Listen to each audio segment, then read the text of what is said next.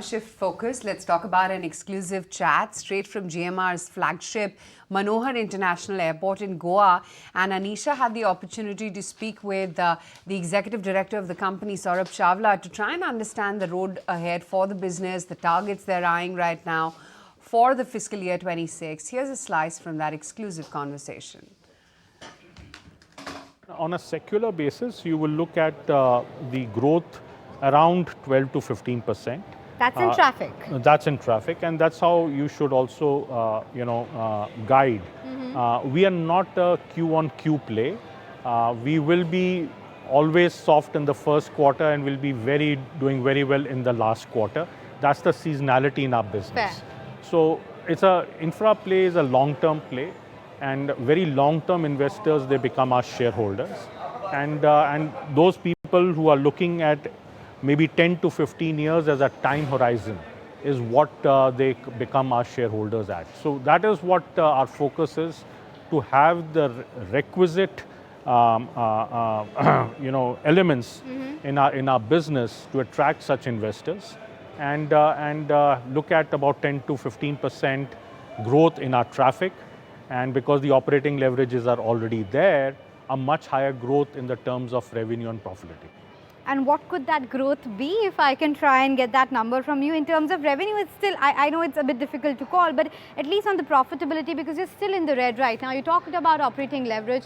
Could we expect the company to turn profitable at the bottom line maybe 2 years out? 2 years will be a little too short. It will all depend upon what happens with the tariff order at Delhi. But I'm sure in next 3 to 5 years' time, GMR Airports at the platform level will be profitable.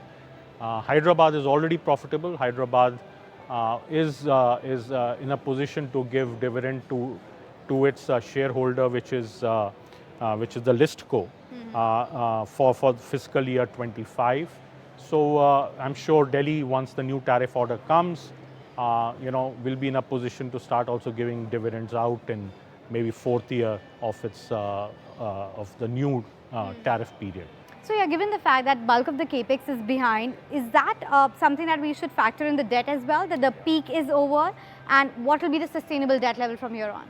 Yeah, so it's very important that the debt is actually looked at our asset levels. Because each airport is a separate company, it has its own equity shareholders. The debt is ring fenced, and it is not to recourse to the list co. So, but having said that, you're absolutely right. On a consolidated basis, our debt levels will peak out next year, because we are already putting a new greenfield airport in Bhogapuram, for which it will be a combination of both debt and equity that will be used to build out that airport. So it will next year is when I think the debt should peak out, by which time the Delhi tariff order would be in play, and the cash flows that will get generated will ensure that any debt increase because of Bhogapuram is mitigated by the cash that we generate at Delhi Airport. So I think next year is fiscal year 26 is, I think, a good time period when our consolidated debt level should peak out.